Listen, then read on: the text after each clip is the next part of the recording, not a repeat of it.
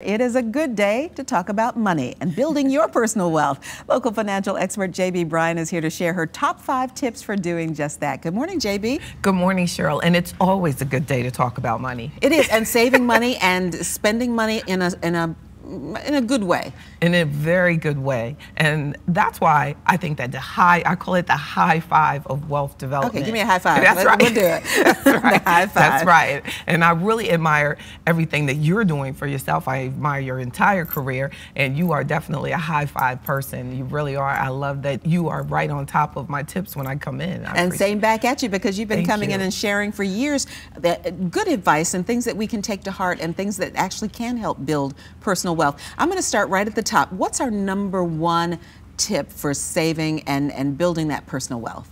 Well, I think that we need to get out of the philosophy, even though a lot of experts do say that there's good, bad, and there's bad debt. I believe that all debt is bad. I believe that most people realize as they approach financial independence, or they approach a time in their life where they don't feel like working anymore, that they say, wow, I wish I didn't have this debt. And I remember a little cartoon I used to use. It said that I could retire comfortably until about 2 o'clock tomorrow afternoon. I like that. And what they're talking about is bills, their debts. So I think that we do need to avoid having and paying down more than our minimums on debts. And starting debts would be starting with debts that have the highest interest rate. So if we look at it that way, but I want us to make sure that we take home that a big part of wealth development is avoiding debts altogether and reducing those debts by making sure you're paying more than the minimum on all of your debt. And that's a lesson you especially want to learn when you're young, because that high interest accumulates. Yes, it compounds. It sure does. And for some reason this morning I was thinking about when people get out of college, and there's actually people can start their careers with a negative wealth. If you have school loans. So we've been taught that school loans are okay because they're for your education. Well, it's still a debt, and it can actually start you in a place of negative wealth. And your wealth, or net worth as we call it, is your assets minus your liabilities, and you want that to be a positive number. And so we want to go back farther before you start your college education, and with some educational planning, you can actually come out of college with no debt because of grants, scholarships, and maybe working your way through school. That was my strategy. Mine too. Yes, indeed. And I remember periods of time in school of having 3 jobs and going to school full time during the day. But it does reduce the debt load that you are facing upon graduation, because with less debt, as I said about retirement, the less debt, the less weight or the less pull you have on your income, because a big strategy, a big part of wealth development is making sure that you save. Big part of that high five is that you are saving at least 20%, if you can, of the income that you're making. So if you have a lot of debt, what happens?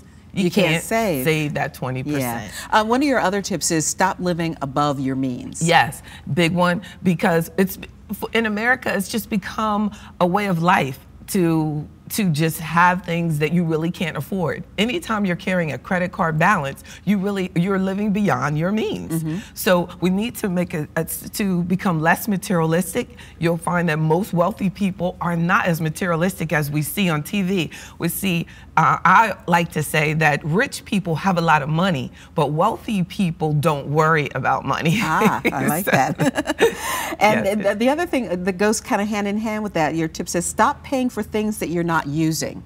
Oh, isn't that the truth though? And as I thought about this, I started talking to my daughter, terrorizing her. Turn off the lights, turn off the lights. It's so true. There's rooms of your home that sit there with lights on. You have subscriptions, you have memberships that all those magazines piling up, the gym that we drive by on the way home. Yes, and don't go to. Yes. And some people have multiple memberships of gyms that they just, I'll go there sometime, I'll go there sometime, and they're not using them. Get rid of those things that you're not using.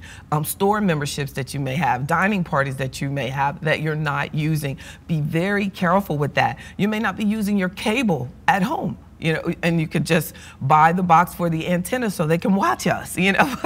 Definitely. We should sit down and maybe make a list, because all that adds up to quite a bit of money. And that's where you're able to save more. You are so we can put that toward our 20%. That's right. Like that. That's and, right. You say don't just save what's left over. You said 20% is where we're going for, but a lot of people say that's a big chunk of money. Because imagine if everyone were like you and they thought of saving as a bill. That they said, I save off the top, not with what's left over, because you could end up with $1 left and you're only saving $1 every paycheck. But that was a lesson that took me a long time to learn. But you learned it. Yeah. And so when you start with, I have to save this from the top, and if you have a job where they're actually matching your contributions to your work plan, then it makes it even more expensive when you're not doing it, because you're giving away money. You're losing money basically by not maximizing your participation in work plans that are actually matching your contributions. So we should at least put in as much to the match so that we get that match. If you can't do 20, then do 10. There was a time where I would say just do 10, then people would do 5, you know, so I say, hey, go higher,